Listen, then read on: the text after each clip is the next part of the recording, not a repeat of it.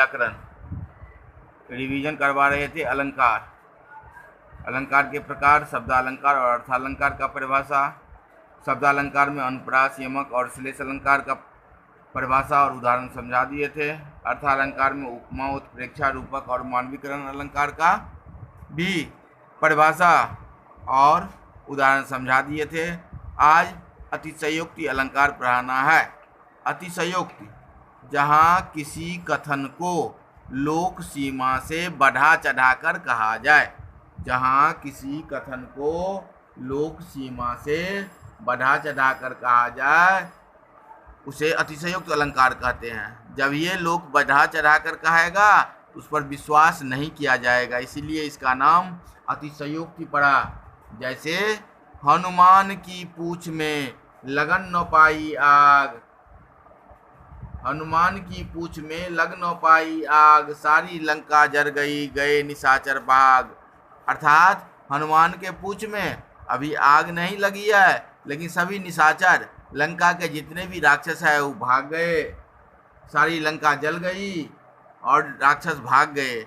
ये अतिशयोक्ति अलंकार हुआ, क्योंकि हनुमान के पूंछ में आग नहीं लगी और ये हो गया।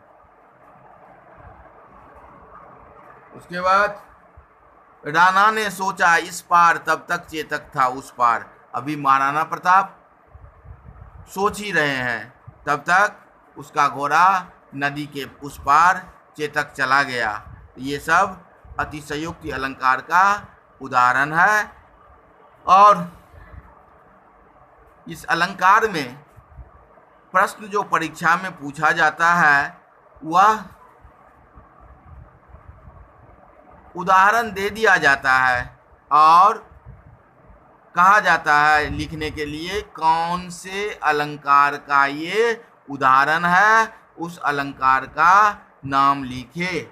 जैसे कहेगा सुवर्ण को ढूंढत फिरत कवि व्यभिचारी चोर, कौन से अलंकार का उदाहरण हुआ, तो कहेंगे श्लेष अलंकार का।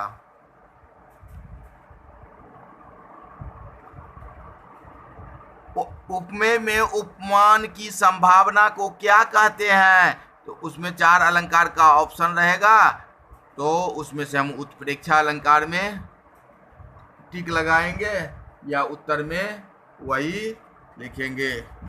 जैसे काली घटा का घमंड घटा किस अलंकार का उदाहरण है, तो लिखेंगे यमक अलंकार का, क्योंकि यमक अलंकार में किसी शब्द का एकाधिक बार अलग अलग अर्थों में प्रयोग होता है। यहाँ पर काली घटा का घमंड घटा में घटा शब्द 2 बार आया है। एक घटा का अर्थ होता है बादल और दूसरी घटा का अर्थ होता है घटना। तो इस प्रकार का क्वेश्चन रहेगा और फिर कभी मौका लगेगा तो अलंकार चैप्टर का रिवीजन करवा देंगे, नहीं तो फिर अगले दिन दूसरे चैप्टर का रिवीजन करवाएंगे।